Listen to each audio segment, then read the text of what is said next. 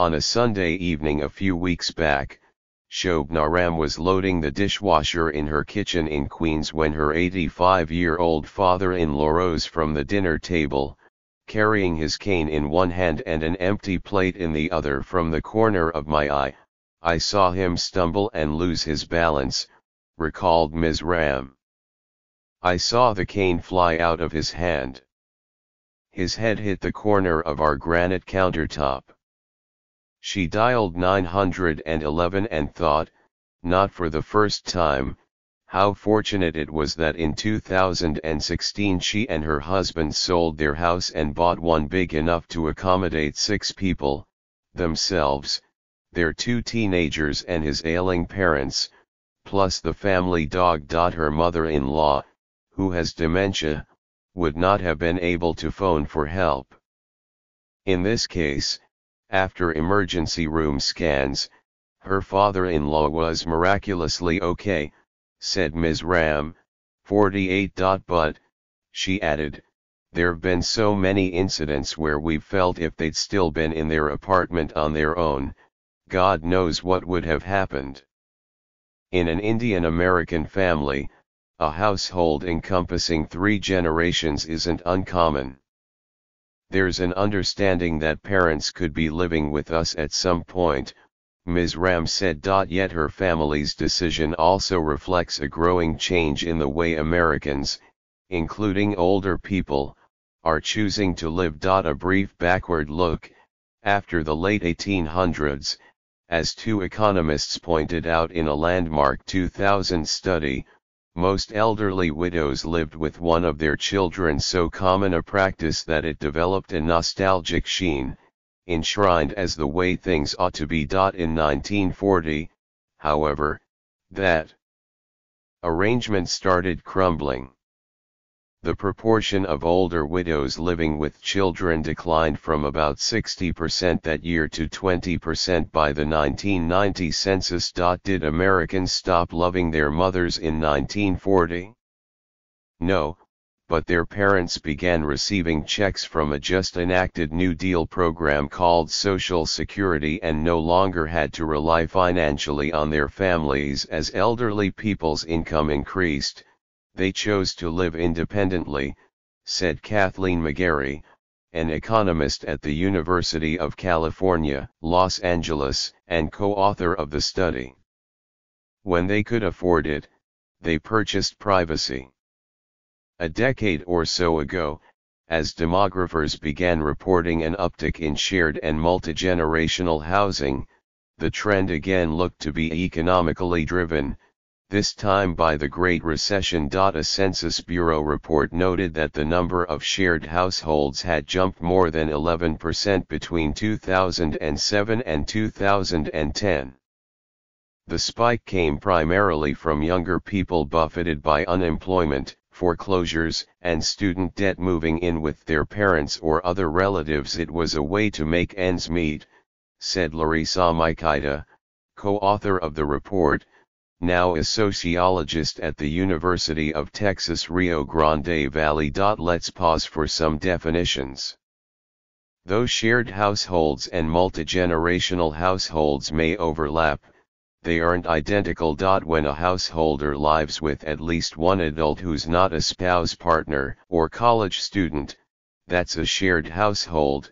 Its members need not necessarily be related. A multigenerational household, as defined by the Pew Research Center, the census uses a different standard, includes at least 2 generations of related adults, or grandparents, and grandchildren.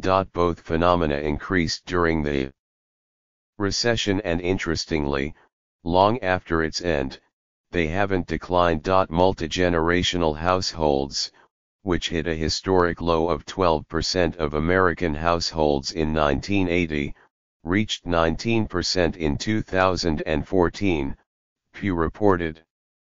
You have to conclude that this is a phenomenon that has legs and will continue, said Dee Vericone, co-author of the report. In pre-recession 2006, for example, 20% of those aged 85 and older lived in multigenerational households. By 2014 the proportion had climbed to 24%. Richard Fry, a Pew senior researcher, has uncovered a similar trend in shared living. Although younger people remain more likely than other age groups to live in someone else's household, the proportion of older people in those arrangements has also increased. Last year, 14% of adults in a shared household were parents of the household head, double the proportion in 1995. What's creating this reversal of a decades-long trend?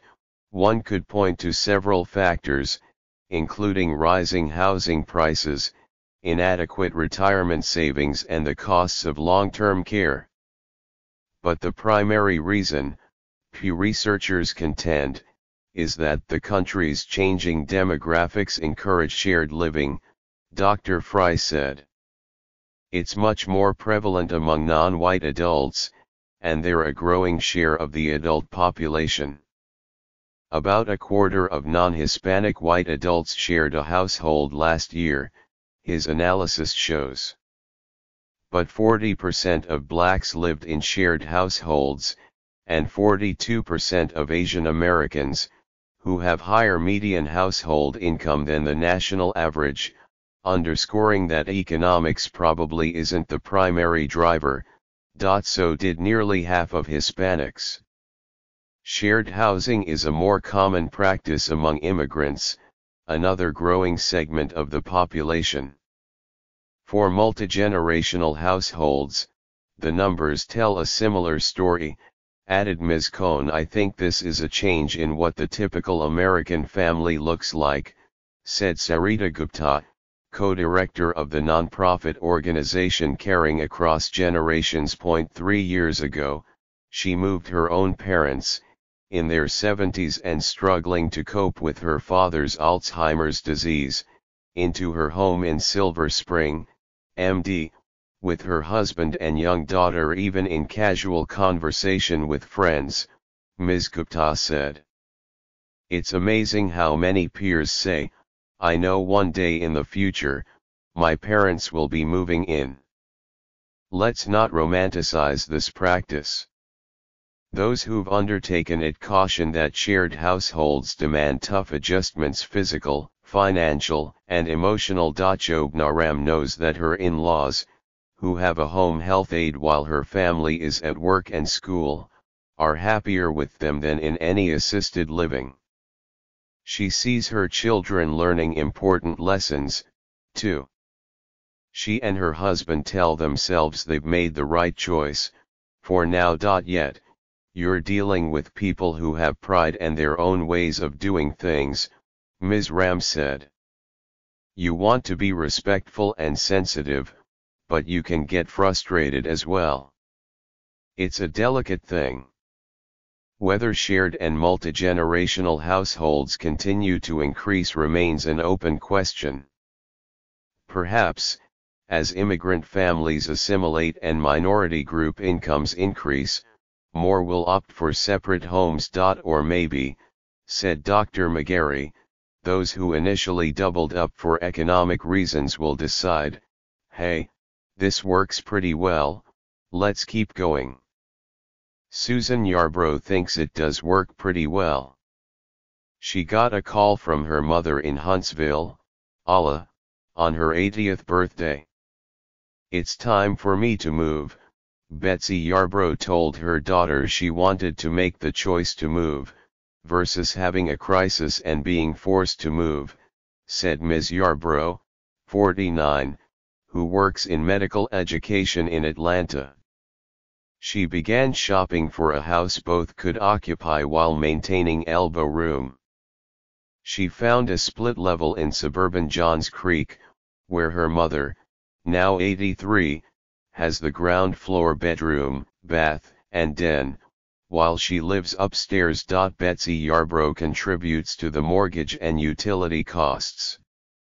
Her daughter does more driving to doctors' offices than she'd expected, but now has a live-in dog sitter. I'm the first of my peer group doing this, said Susan Yarbrough.